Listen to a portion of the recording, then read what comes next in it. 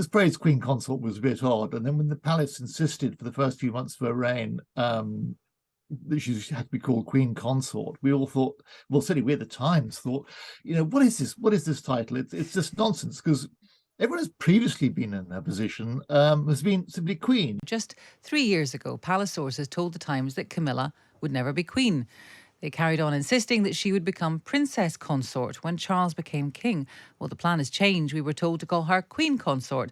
Then she started being just the Queen, which was a bit confusing for some people. And now she's going to officially be known as Queen Camilla. So what does this all mean? Let's speak to Valentine Low, the Times' royal correspondent. Good morning to you. Good morning, Asma. How do you see all of these various changes, and how have we arrived at Queen Camilla? I think it's been deliberate from the start. I think it's been a long process of softening us up for the Queen, which is what the King always wanted.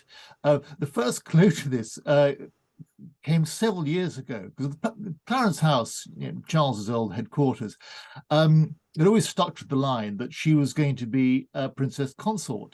Then one of my eagle-eyed colleagues noticed on their website that the bit where it said she's going to be Princess Consort suddenly disappeared. And they said, oh no, nothing to see here. We're just reorganizing the website. Fortunately, we weren't born yesterday. None of us fell for it. We thought something is up.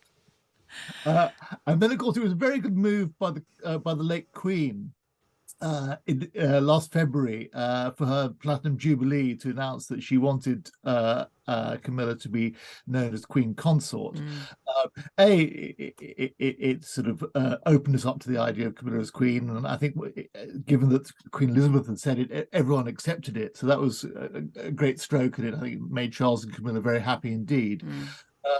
But this phrase Queen Consort was a bit odd. And then when the palace insisted for the first few months of her reign that she had to be called Queen Consort, we all thought, well, certainly we at the Times thought, what is this? What is this title? It's just nonsense, because everyone who's previously been in that position has been simply Queen, Queen Alexandra for Edward VII and Queen Mary and so on. So rumours began to appear a while back that they would drop it with the coronation. So when this happened, it was no surprise. And of course, using Queen Consort for the first few months of the reign wasn't entirely a PR exercise, wasn't entirely about softening us up for the idea of Camilla as Queen, for those diehards who still worship at the shrine of Diana. It was also to avoid confusion with the late Queen, because we were always going to be talking about Queen Elizabeth quite often, and it was quite a useful way, I suppose, of distinguishing between the current Queen and the late Queen. But as time marches on, time to move on, and the palace acknowledged as much in their guidance to us yesterday. Now, in terms of the coronation, there's a piece in the Times about, all the different page boys. George is going to be the youngest ever future monarch to take part. What else can you tell us?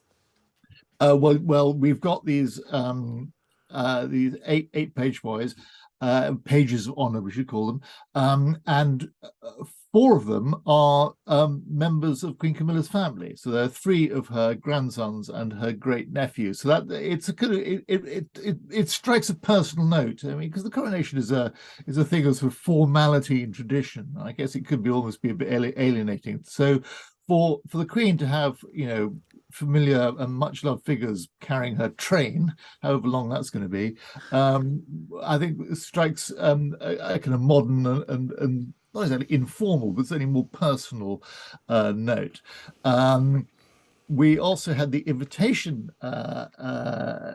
yesterday, or overnight, which was this very kind of elaborate, very green, very sort of eco design. It's quite in your face. I think you either love it or hate it.